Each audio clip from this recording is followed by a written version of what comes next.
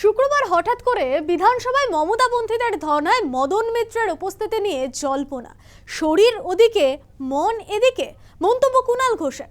21শে জুলাই সমস্ত তৃণমূল কর্মীকে গান্ধী মূর্তির পাদদেশে হাজির হওয়ার আহ্বান কামারহাটির বিধায়কের। ও লাভলি। বিধানসভা চত্বরে মদন মিত্রের একটি মন্তব্য নিয়ে কুণাল ঘোষের বক্তব্য ঘিরে সাময়িক চাঞ্চল্য ছড়ালো। একটু পরেই সাংবাদিক বৈঠকে মদন মিত্রের বক্তব্যে হতাশ হওয়ার পালা কুণাল ঘোষের। বিধানসভা থেকে ওয়াকআউট করে বিধানসভায় আম্বেদকরের মূর্তির পাশে ধর্ণা শুরু করেছিলেন মমতাপন্থী বিধায়করা। ধর্ণায় ছিলেন শোভনদেব চট্টোপাধ্যায়, কুণাল ঘোষরা। হঠাৎ করেই গেরুয়া পাঞ্জাবি পরে সেখানে উপস্থিত হন মদন মিত্র।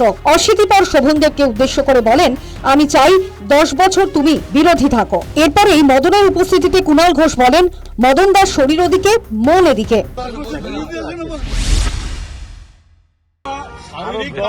শারীরিকভাবে ফিজিক্যালি হয়তো ওইদিকে গেছেন, কিন্তু মদন দাও বিশ্বাস করেন রেপিস্টকে। মদন দার মন অন্যদিকে পড়ে আছে। কাপুরুষের মতো ইডি দিয়ে বৌদি আর ছেলেদেরকে নোটিশ দিয়েছে। ফলে আমরা চাই মদন দা ভালো থাকুক, 2-4 দিন যা মন চায় প্রাণ চায় বলুক। আমরা এটুকু জেনে রাখছি, আমাদের ভেতরের একটা লোক ওদের মধ্যে রয়েছে। এই কথোপকথনে সাময়িকভাবে অনেকের মনেই জল্পনা তৈরি হয়েছিল। এরপরে সাংবাদিক বৈঠকে মদন মিত্র 21শে জুলাই গান্ধী মূর্তির পাদদেশে জমায়েত হবার আহ্বান জানান তৃণমূল নেতাদের। মদন মিত্র দাবি করেন, গান্ধী মূর্তির সামনেই গুলি চলেছিল, কাজে শহীদ তর্পণে আসল জায়গা হওয়া উচিত গান্ধী মূর্তি। ভালো আওয়াজ উঠলো, ভালো সুর হলো, সুন্দর গান হলো।